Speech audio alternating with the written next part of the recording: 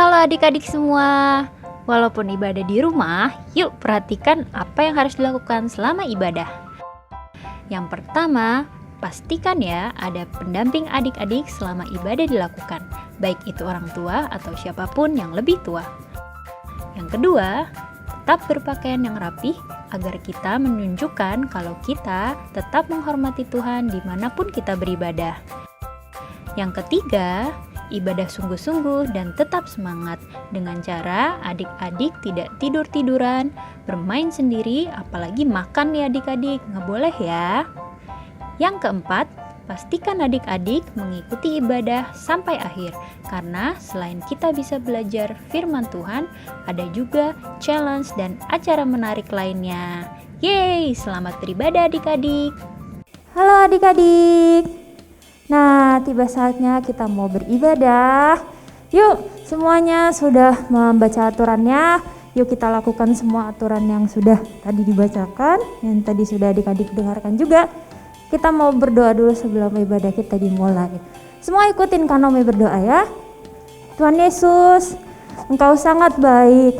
Engkau sudah memberkati kami sepanjang minggu ini. Sampai hari ini kita bisa berkumpul, beribadah bersama-sama. Tuhan berkati kami semua agar kami mengikuti ibadah dari awal sampai akhir. Tuhan berkati guru-guru sekolah minggu yang akan memimpin supaya kami bisa diberkati dari ibadah ini. Terima kasih ya Bapak. Hanya di dalam nama Tuhan Yesus Kristus kami siap beribadah. Amin. Shalom adik-adik. Nah, udah siap semuanya ya beribadah? Siap kakak. Kalau siap semuanya bangkit berdiri dong. Gak ada yang duduk-duduk, gak ada yang rebahan ya. Siap kakak. Yuk kita mau nyanyikan pujian kita yang pertama. Berikan suara yang terbaik dari adik-adik semua ya. Yuk kita mau nyanyikan lagu apa? Big or Small? Yeay. Yeay.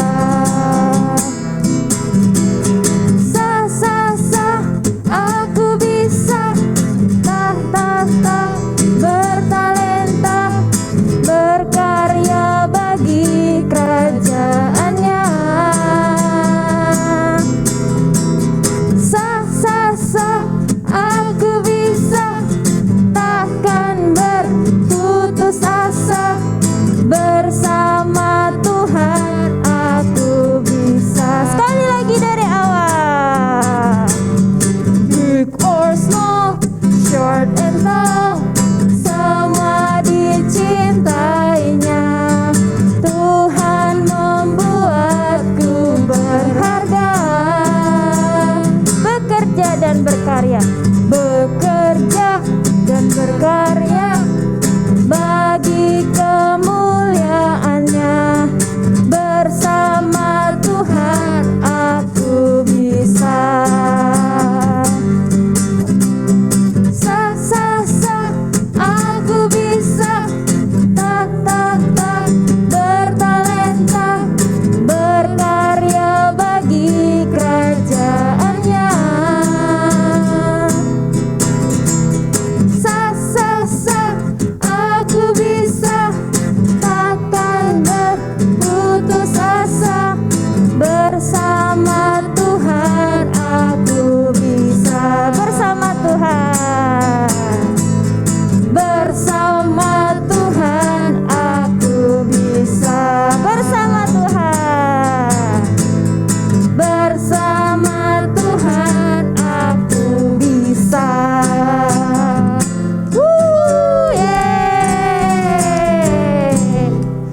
Good job. Mantap Yuk. kakak ya. Mantap banget. Masih semangat ya adik-adik? Masih kakak. Belum ada yang keringetan kan? Belum kakak. Belum, kita mau gerak-gerak lagi buat Tuhan. Yuk, kita mau nyanyikan lagu kita yang kedua.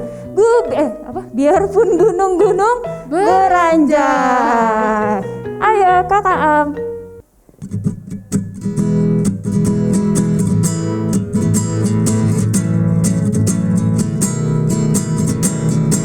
Biarpun gunung-gunung beranjak dan segala bukit bergoyang, tapi kasih setiamu tak akan beranjak dariku. Biarpun gunung-gunung beranjak dan segala bukit bergoyang, tapi kasih setiamu tak akan beranjak dariku. Tak akan beranjak, tak akan bergoyang, tak akan beranjak, tak akan bergoyang. Demikianlah firman Tuhan yang mengasihiku. Biarpun gunung-gunung beranjak dan segala bukit bergoyang, tapi kasih setiamu tak akan beranjak dariku. Biarpun gunung-gunung beranjak dan segala bukit bergoyang, tapi kasih setiamu tak akan beranjak dariku. Tak akan beranjak, tak akan bergoyang, tak akan beranjak, tak akan bergoyang. Demikianlah firman Tuhan yang mengasihi. Tak akan beranjak, tak akan beranjak, tak akan bergoyang, tak akan beranjak, tak akan bergoyang. Demikianlah firman Tuhan yang mengasihiku, yang mengasihiku, yang mengasihiku. Yeay. Kak Nomi aja udah capek nih. Udah keringetan kak. Udah ngos-ngosan. Yuk, tapi kita masih ada satu pujian lagi. Wah, apa tuh kak? Sebelum kita ke firman Tuhan, yuk kita mau lagu pujian ini nyambung nih ke firman Tuhan Oh iya, kita apa yang tuh, mau Kak? kita dengerin. Nah, judul lagunya Ada Orang Buta. Yuk Oh, kita asik, sama-sama nyanyikan ya. Belajar Kita belajar bareng-bareng ya. sama-sama ya.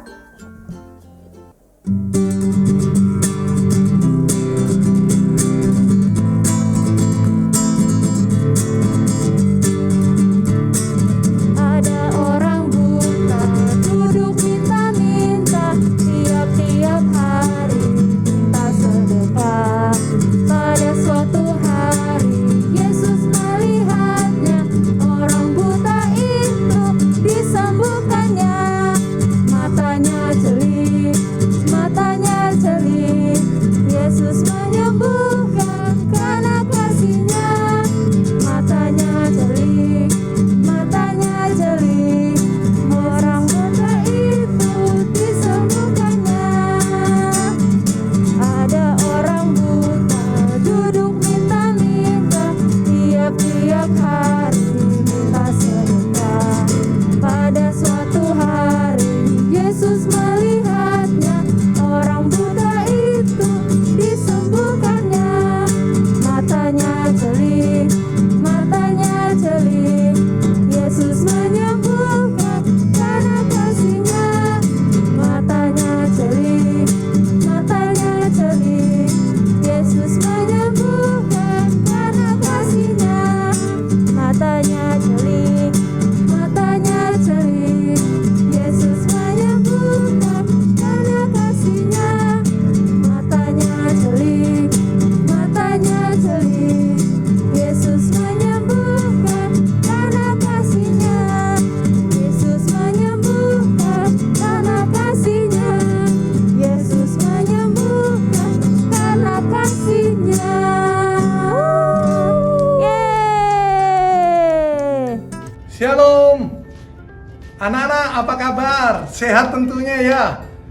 Ya mungkin anak-anak sudah jenuh ada di rumah stay at home dengan pandemi ini. Tetapi puji Tuhan ya, walaupun nyanyian yang telah dipujikan tadi, walaupun gunung-gunung beranjak dan bumi bergoyang, tetapi kasih Tuhan tidak akan beranjak daripada kita semua. Amin. Amin. Haleluya.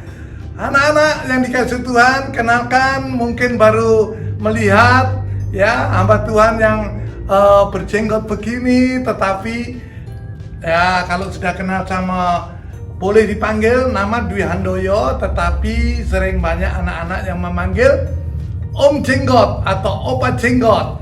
Puji Tuhan, inilah kasih karunia Tuhan. Om mau bercerita kepada anak-anak dengan sulap tentunya. Mau sulap? Jangan kemana-mana, perhatikan dulu pesan Tuhan. Karena sulapnya bukan dari kuasa-kuasa gelap, bukan dari setan-setan, tetapi hanya keterampilan yang nanti Om akan permainkan atau Opa Jenggot akan permainkan untuk memberikan gambaran, analogi supaya anak-anak mudah mengerti akan firman yang disampaikannya. Tema yang akan kita dengar kebenaran firman Tuhan yaitu Yesus mempedulikan pengemis buta. Ya, bayangin anak-anak, kalau orang buta itu pasti bermasalah. Kenapa? Nggak tahu jalan, mungkin mau, menderita sekali. Itulah pergumulan hidup. Di kota Yeriko, masuklah serombongan, termasuk Tuhan Yesus ada di situ dengan murid-muridnya. Dan ada pengemis buta, namanya Bartimeus. Tetapi walaupun dia buta, dia mendengar siapa yang datang ini, dia mempunyai pengharapan. Kenapa? Karena kalau dia sembuh, waduh, itu kasih karunia Tuhan yang luar biasa dibanding dengan hadiah-hadiah yang mungkin apa saja yang indah-indah di dunia. Tapi kalau buta, bukankah tidak bisa menikmatinya? Anak-anak, ya, Bartimeus tidak putus asa, walaupun diusir sama murid-murid Tuhan, jangan berisik. Tetapi dia tetap makin semangat karena punya pengharapan supaya matanya sembuh. Ya, dia berteriak, Yesus anak Daud, tolonglah aku. Waktu Yesus mendengar suara siapa itu, maka Yesus menyuruh murid-muridnya, suruh datang dia kepadaku. Kemudian dihampiri Bartimeus, pengemis buta itu, kuatkanlah hatimu, datanglah kepada dia, kamu dipanggil. Kemudian Tuhan Yesus bertanya, mau apakah engkau daripadaku? Apa yang kamu mau? Yesus, anak Daud, aku pengen mataku celik, mataku sembuh, bisa melihat. Wah, permintaan yang fokus kepada Tuhan. Maka Tuhan melihat hati Bartimeus, si pengemis buta ini. Tuhan Yesus kagum karena dia tahu hati Bartimeus. Maka Tuhan Yesus berfirman, maka sembuhlah engkau, karena iman Bartimeus yang begitu luar biasa. Kalau tadi sebelum disembuhkan pasti ada suatu masalah. Kalau dia datang, perlu dicatat anak-anak, apa yang ditinggalkan? Jubahnya ditinggalkan. Lalu setelah sembuh, dia mengikut kepada Tuhan Yesus. Artinya apa? Jubah merupakan suatu pakaian yang selalu dikenakan di hidupnya. Tetapi tatkala berjumpa dengan Yesus, ada suatu perubahan, kesembuhan, ada sukacita, anak-anak. Maka hidup yang lama, yaitu jubahnya, tidak akan dipakai lagi. Dia mengikut kepada Tuhan Yesus, maka aturannya juga menurut aturannya Tuhan Yesus. Kalau buta, coba anak-anak, jangankan buta, anak-anak pernah mungkin mandi? kena sabun, oh beri, sudah teriak-teriak bukan? Demikian juga waktu nulis belajar, tahu-tahu yaitu apa itu lampu PLN padam. Seram, mama, kan begitu. Tetapi kita terima anugerah daripada Tuhan. Maka itu jangan lupa atas kebaikan Tuhan anak-anak. Hidup kita harus menceritakan kepada orang lain. Kita harus menjadi saksi. Matius, ingat ya Opa, Matius 5 ayat 16. Biarlah kebaikanmu diketahui semua orang, kebenaran kita hidup yang memuliakan Allah Bapa di surga, sehingga semua orang terberkati. Haleluya. Maka tanda kasih kita yaitu harus melakukan kehendak Bapa. Yohanes 14 ayat 15. Barang siapa mengasihi aku, kata firman Tuhan tertulis demikian, pasti melakukan kehendakku. Kita harus menceritakan kebaikan Tuhan. Jangan ada kepahitan, jangan menyimpan kepedihan, kesedihan, apa itu namanya, dendam, ya, luka batin, membenci teman-teman, anak-anak misalkan, ya. Tetapi kita harus mengasihi, mengampuni seperti Tuhan Yesus telah mengampuni kita. Ada suatu cerita seperti ini. Opa hendak beli tadi, yaitu kentang. Sebuah sekolah mengatakan kepada murid-muridnya, anak-anak, ayo kumpulkan kentang sebanyak-banyaknya, yaitu jumlah sama yang ada di hatimu. Siapa yang kau benci? Ya kan begitu kan? Si A ngambil kentang 10, aku benci sama si ini, aku benci sama ini. Ditulis, diberikan kode, yaitu nama depannya, hurufnya.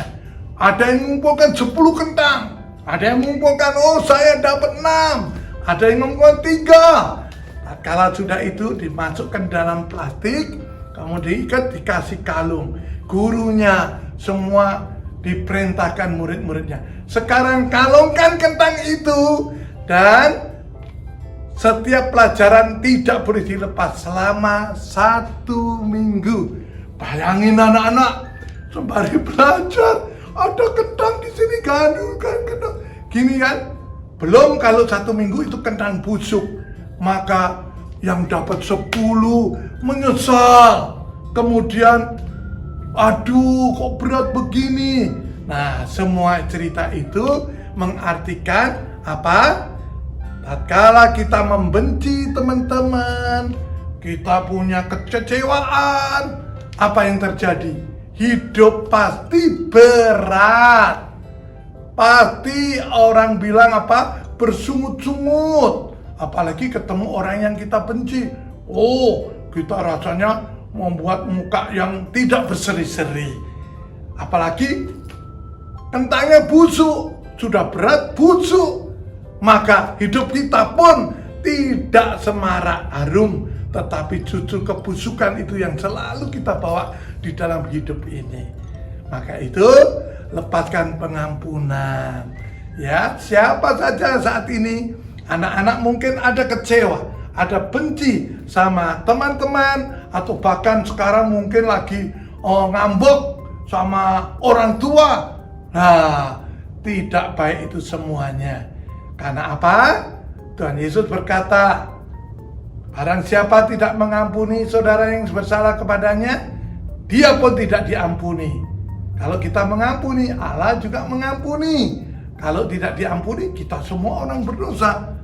Upah dosa adalah maut. Roma 6 ayat 23. Pasti masuk neraka. Nah, sulapnya seperti apa? Kalau kita benar-benar ya mengasihi Tuhan, ya harus kita mengampuni seperti Tuhan Yesus sudah mengampuni kita. Tanda tanyanya, ilustrasinya, gambarannya seperti demikian. Pasti anak-anak sudah nunggu-nunggu tak, mana sulapnya. Nah, ini dia contohnya ya, gampang aja seperti ini.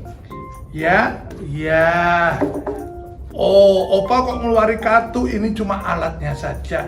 Seperti apa? Seperti ini. Dulu, Opa semua orang memang sudah berdosa. Roma 3 ayat 23 telah hilang kemuliaan Allah. Roma 3 ayat 10 dikatakan, ada tertulis tidak satu pun orang benar. Semuanya sudah berdosa. Semuanya sudah, kotor, rusak. Tidak ada kekudusan diri. Yaitu ini, budak dosa. Dosa, dosa, dosa. Gimana caranya? Kita harus mau bertobat untuk datang kepada Juru Selamat, karena dialah satu-satunya ya yang menebus dosa setiap manusia yang mau. Anak-anak ya harus berjumpa dia, hadirkan dia. Dosa yang seperti ini, kalau ini siapa? Gambar Tuhan Yesus. Inilah perumpamannya. Hadirkan hidup kita di dalam Tuhan Yesus, di dalam hidup kita. Ya, maksud Opa seperti ini.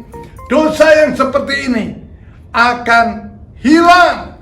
Kenapa? Karena kita mengutamakan Tuhan Yesus di dalam hidup kita seperti ini. Yes, jadi kita semua bisa menyanyi. Yang terutama di dalam hidup ini, memuliakan nama Yesus. Utamakan hidup kita, yaitu Yesus. Hormat kepadanya, artinya kita mempunyai rotak-kotakan Tuhan, karena mata Tuhan selalu melihat. Tidak ada tersembunyi di hadapannya. Haleluya, haleluya. Seperti ini. Puji Tuhan.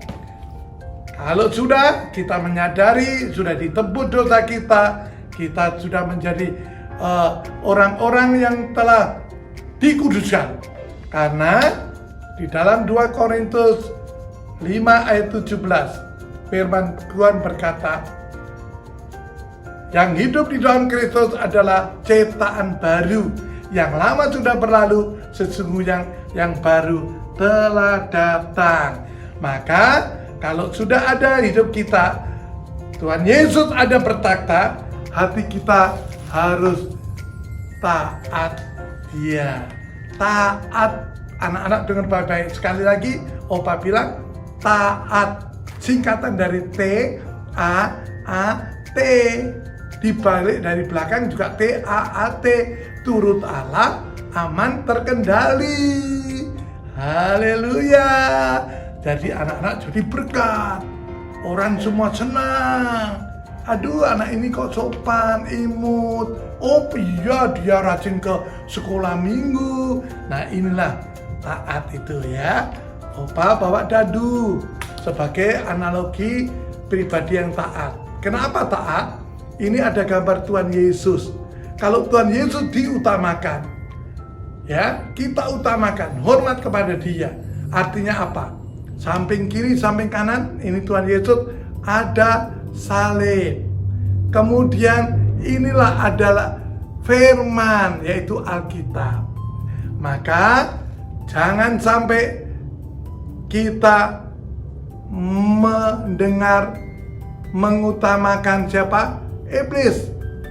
Karena kalau iblis kita dulukan, maka kita akan melanggar dan menyakiti, mengecewakan hati Tuhan. Tapi kalau Tuhan kita tunjuk ke atas, maka inilah taat. Iya. Contoh yang nggak taat seperti apa? Nggak taat seperti ini. Stop. Nggak mau. Loh, nggak mau kan? Stop. Nggak mau. Nah, kalau stop, nggak mau. Tetapi kalau orang taat pasti menurut perintah, ya, melakukan perintah, ya. Stop, ya, jalan, stop, jalan, stop, jalan, stop, jalan. Nah, ya, karena apa? Karena Tuhan Yesus yang kita utamakan dalam hidup kita. Dia yang berotoritas. Anak-anak, ya, ini dia.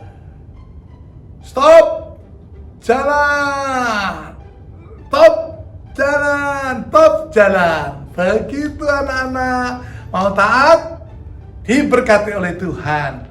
Ya, firman Tuhan kita tunjukkan bahwa ketaatan kepada orang tua, misalkan ada guru-guru sekolah minggu, ya, Efesus 6 ayat 1 sampai 3 dikatakan apa?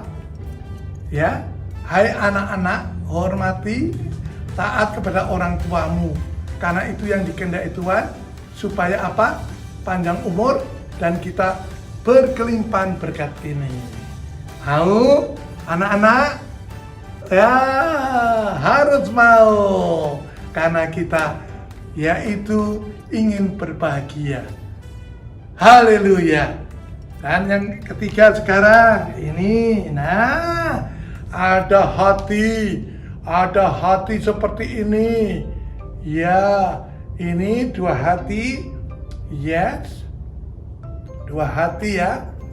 Kalau engkau di dalamku dan aku di dalammu, ya, kita sinergi, mengasihi Tuhan, bersatu dengan Tuhan, dengan tekad yang bulat. Apa artinya bulat? Tidak ada ujung pangkalnya. Kalau kita masuk, ya, motivasi kita cuma satu, ingin menyukakan hati Tuhan. Yes, inilah orang-orang benar-benar menyukakan hati Tuhan. Walaupun dihina, walaupun dibully, walaupun tidak dihargai, tidak boleh membenci, tetapi kita mengasihi. Karena firman Tuhan berkata, kasihlah musuhmu. Iya, kasih kita harus tambah besar seperti ini. Haleluya, puji Tuhan. Karena Tuhanlah yang memampukan kita mempraktekkan kasih itu. Haleluya. Kemudian yang keempat, bila ada kasih, kita menyatu dengan Tuhan, kita pasti hidup rukun satu dengan yang lain. Contohnya, ini dia, ini wadah ya, mirip kantong kolektor, tetapi untuk perumpamaan atau analogi seperti apa hidup rukun. Kita ada di sebuah gereja, yaitu wadah. Kita di sebuah keluarga, ada papa mama, ya, seperti ini. Ada anak-anak. Haleluya.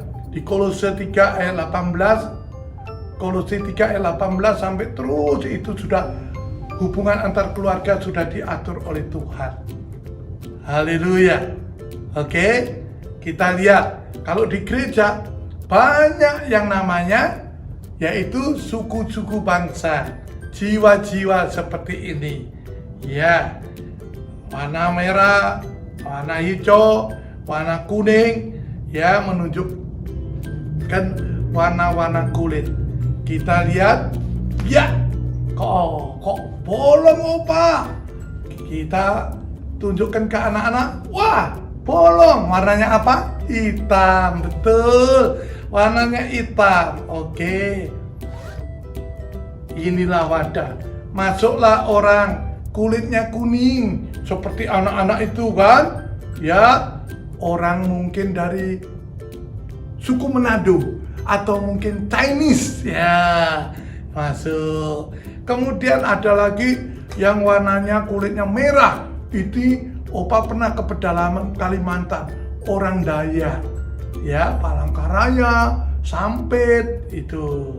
Kemudian ada warna yang hijau, anak-anak. Apa ini? Warna kulitnya dimisalkan orang dari Tapanuli atau Batak, ya, dan lain sebagainya. Oke, apa yang terjadi? Walaupun berbeda-beda, ya, warna kulit, suku, bangsa, tetapi di dalam Tuhan kita keluarga. Harus apa? Harus seperti ini anak-anak. Kita lihat ya anak-anak. Haleluya. Oke, ini dia. Rukun cinta satu sama lain, itulah maunya Tuhan. Rendah hati bekerja bersama, itulah maunya Tuhan. Tunjukkan, saksikan, Tuhan minta buktinya. Tunjukkan, saksikan, Tuhan minta buktinya. tertulis di dalam 1 Yohanes 3 ayat 16. Anak-anakku, marilah kita mengasihi bukan dengan perkataan dan lidah, tetapi dengan perbuatan dan dalam kebenaran. Kita praktekkan dan kasih Tuhan Yesus. Kenapa bisa rukun? Walaupun berbeda-beda suku bangsa. Karena Tuhan, hukum yang kedua bilang, kasihlah sesama manusia. Ya, karena bisa rukun, ada kasih itu sendiri yang menyertai kita. Siapa dia? Ya, ini dia. Siapa dia? Ini dia. Ya, gambarnya Tuhan Yesus. Ya, seperti ini Tuhan Yesus Kristus. Maka hidup kita bisa rukun seperti ini. Kalau ini ada di komunitas, keluarga, di gereja, di kantor, di sekolah, di mana saja. Kalau ada Tuhan Yesus, maka rukun hidupnya seperti tadi itu berantai. Kemudian apa? Yang tidak pernah terlihat oleh mata, tidak pernah terdengar oleh telinga, tidak pernah timbul dari hati manusia. Allah sudah menyediakan bagi siapa? Semua orang. No, bagi orang yang mengasihi aku, yang hidup rukun. Ya, apa yang terjadi? Ini yang nggak pernah terlihat mata. Kalau tadi kelihatan kosong, tetapi sekarang kita lihat apa? Berkat Tuhan 10.000. Haleluya. Kok cuma 10.000, Opa? Nah, maunya berapa? Manusia sering, oh yang besar dong, yang warna merah dong. Step by step, langkah demi langkah, Tuhan senang, diberkati lagi sama Tuhan. Berapa? Habis 10.000? Habis 10.000. Oh, masih 10.000. Banyak anak-anak. Wow, 20.000. Seperti ini. Ada lagi enggak? Oh, masih banyak. Oh, Tuhan kita memang luar biasa, Tuhan Yesus. Asal kita mau, ya, menyenangkan hatinya, kita menikmati berkat-berkatnya. Dah, 50.000. Masih ada enggak? Ada, biar cepet ya khotbahnya ya. Ini udah tak keluarin semua. Wow, banyak. Iya, 50.000-an ada. Wah, 100.000. Ah, pasti pengen toh? Iyalah, kalau berkat Tuhan pasti ingin semua orang seperti ini. Nah, untuk kebutuhan kehidupan, tetapi kita harus hidup berkenan di hadapan Tuhan. Apa anak-anak? Berkenan di hadapan Tuhan. Nah, seperti ini. Kalau sudah, jangan egois, tetapi kita harus memberkati. Seperti tertulis di dalam Matius 10 ayat ke-8. Bangkitkan orang mati, sembuhkan yang sakit, kusta tahir. Apa? Semua diberikan cuma-cuma. Makan berikan sesamamu cuma-cuma. Ini harus berbagi, diberkati untuk memberkati. Oh, yang kecil misalkan kasih yang cukup. Ya, ini ada mungkin Om, ini Om, kasih. Terus apalagi? Oh, itu tuh. Oh, kamu anu ya. Kenapa? Saya enggak punya ongkos. Kasih. Ya, karena ini ibadahnya online. Jadi anak-anak enggak bisa ini. Mau dikasih dilempar ke sana enggak bisa.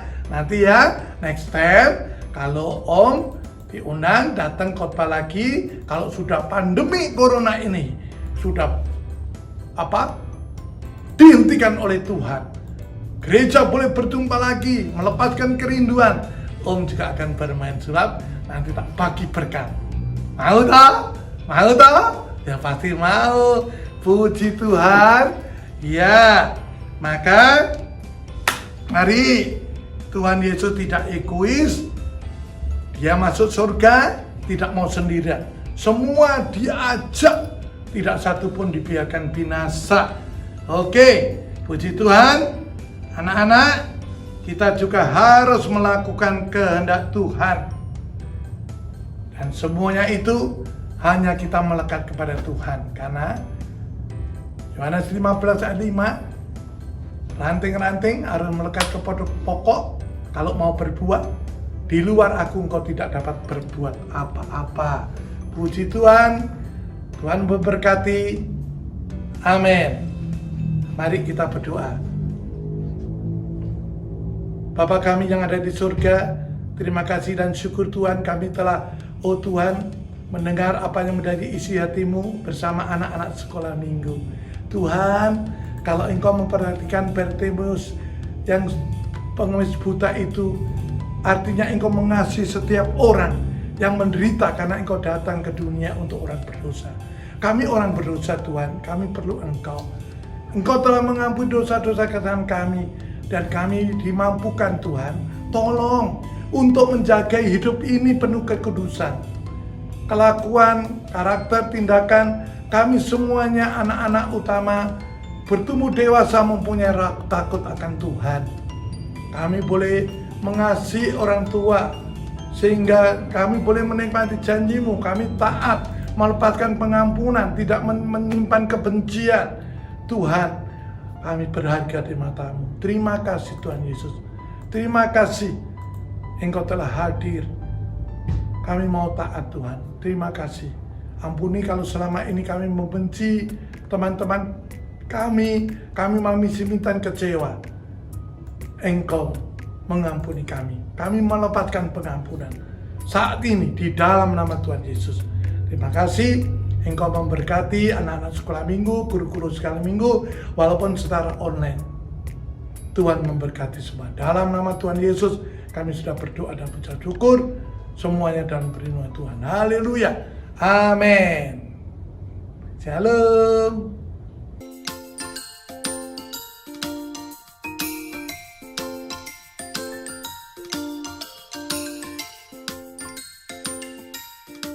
Halo semuanya. Hai. Asik. Tadi udah pada denger khotbahnya dong ya, firmannya dong ya. Udah dong. Asik.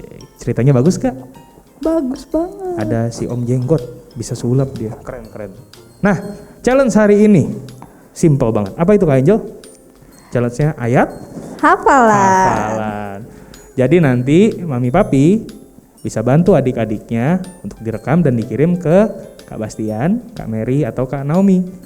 Nah, ayat hafalannya apa sih? Kayak gampang hari ini ya. Gampang banget kok. Ayat hafalan hari ini ada di Yohanes 6 ayat 37. Isinya adalah, barang siapa dan datang kepadaku, ia tidak akan kubuang. Coba, gampang banget ya? Gampang banget. Coba kita ulang sekali lagi pelan-pelan. Yohanes 6 ayat 37. Isinya adalah, Barang siapa datang kepadaku, ia tidak akan kubuang. Pinter, gampang ya? Gampang. Adik-adik pasti bisa. Kalian pinter, kalian udah dengar khotbahnya, jangan lupa dipraktekin. Kalau gitu sampai ketemu minggu depan. Tetap semangat, tetap sehat. Dadah. Bye. Bye. Nah adik-adik, kita tiba di akhir ibadah kita. Yeay. Adik-adik pintar sudah mengikuti semua ibadah dari awal sampai akhir, sudah mendengarkan challenge-nya. Yuk sekarang kita mengakhiri ibadah kita hari ini. Semuanya sama-sama berdoa, lipat tangan dan tutup mata. Terima kasih ya Bapak, Tuhan sudah memberkati kami di ibadah ini. Kami belajar banyak hal mengenai firman Tuhan yang bisa melindungi kita, menjaga kita, dan menjadikan kita anak yang takut Tuhan.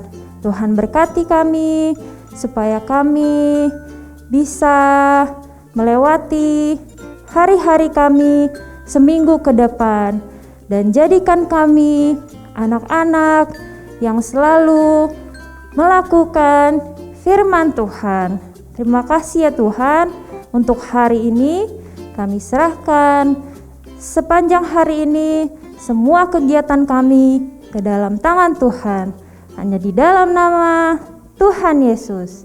Amin. Sampai jumpa minggu depan. Bye-bye.